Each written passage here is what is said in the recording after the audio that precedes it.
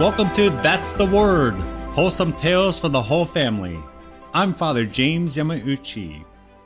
Today's story, The Unexpected Storm. The changing weather caught Kate's attention. She was enjoying her time away from Hollywood, tucked away at her family's longtime summer residence along the Connecticut coast.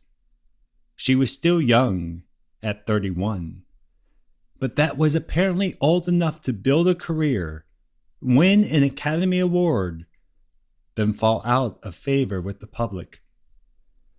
Not that she did anything in particular to drive people away from the box office. Popularity is fickle, and people just no longer wanted to see Kate's movies.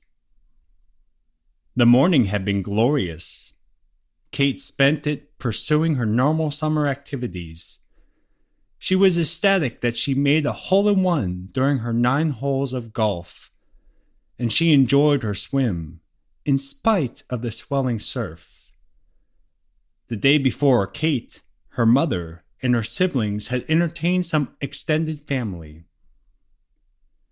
The seclusion of the cottage offered Kate a break from Hollywood. Unwilling to keep appearing in poor B movies, she decided to head home to Connecticut and try to rebuild her career, which was as dismal as the dark clouds forming above. Kate was accustomed to the storms quickly popping up and passing.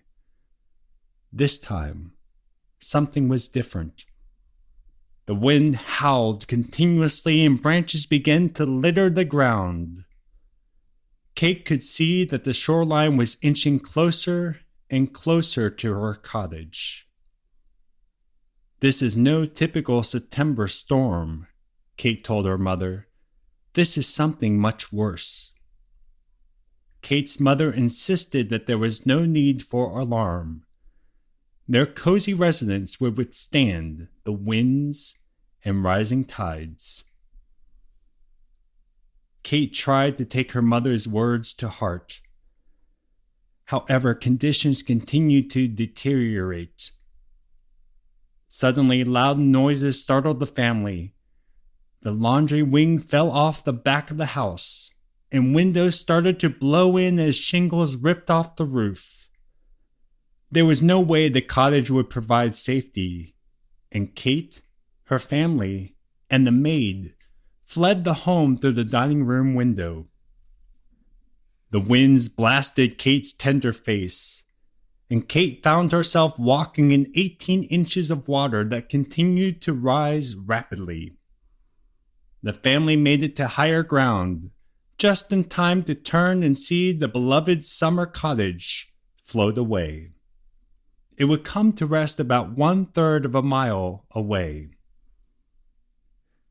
Huddled with the family, Kate realized that they needed to contact her father. He was not with them, and she knew he would be worried sick about them with the news of the unexpected powerful storm. She had no way to contact him unless she made the treacherous journey by foot to the town's main street where she could find the working phone. Kate was determined to speak with her father, so she set out. The world around her was devastated and unreal. Kate slogged and sloshed and crawled through ditches, but somehow hung on to keep going. By the time she made it to the main street, she was drenched, bruised, scratched, and completely bedraggled. Yet her heart jumped when she found the phone and called her dear father. The minute he heard her voice, Kate's father said, "How's your mother?" Shouting in order to be heard over the screams of the storm, Kate gave him a full report. "She's all right, Dad. But listen, the house, it's gone, blown away into the sea."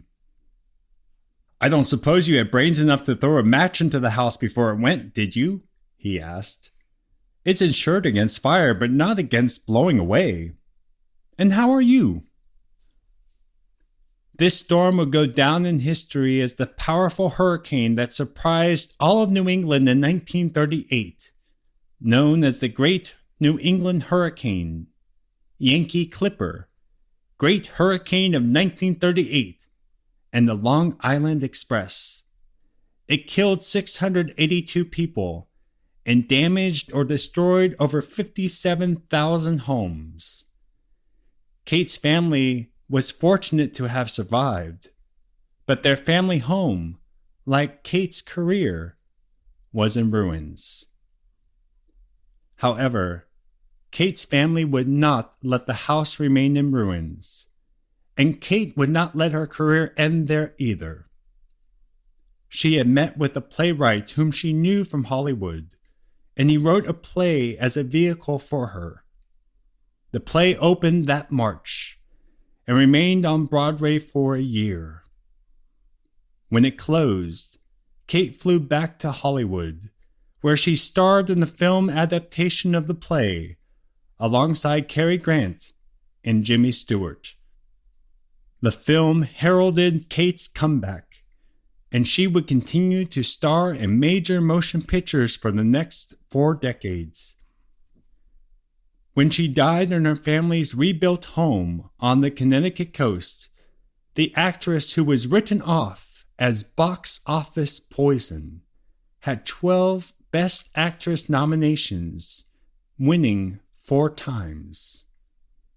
To this day, she has won more Academy Awards for acting than any other actor, starring in classic movies such as Bringing Up Baby, The African Queen, Guess Who's Coming to Dinner, On Golden Pond, and in her comeback role of Tracy Lord, The Philadelphia Story, an actress named Katharine Hepburn. And for this week, that's the word. We were talking on the phone, and you commented that I bet a lot of our audience won't even know who Katharine Hepburn is. And I said, oh, can you think of one of her movies? I embarrassingly could not think of a movie, even though I love classic movies. I mean, she's in movies. I recognize her name, I recognize her face, but when's the last time you... Last time it's actually a week or 2 ago. I watched... Now, to be fair, I also had to look it up. Actually, no, I could remember one. I remember this really, really slow one with Spencer Tracy in it. I love The African Queen. That's a great movie if you have not seen that one. And I also watched Philadelphia Story. That was the one I watched the other day. And that was okay. It wasn't that funny. What I honestly enjoyed more was watching her, Cary Grant, and Jimmy Stewart, because the 3 of them, and also the little girl, I can't remember her name in the movie. She's a very famous child star from that era. And they're all just such fantastic actors. Just watching them act was fun. But the actual story, and her and Cary Grant, they're both fantastic actors, but there's almost no movies I've seen them in that are actually that good. Charade was good. Bringing Up Baby she is obnoxious in that movie. I was just thinking your comment about Cary Grant and Katharine Hepburn movies. You may want to be careful. You may get comments now from folks. I'm sure I'll get comments, but I love watching them. I'll actually put up with a Cary Grant movie just to watch him act. Well, you know who I love watching in classic movies is who's the tap dancer? There's Fred Astaire and Gene. Fred Astaire. Okay, Fred Astaire. I've always just enjoyed watching the tap dance routines. Is it Gene Kelly is the other one? I think the other one's Gene Kelly. I don't know. You know I took tap dance when I was a little kid, right? I did not know that. Yeah, I did. I could have been the next Fred Astaire, but you could have God been had the other next plans.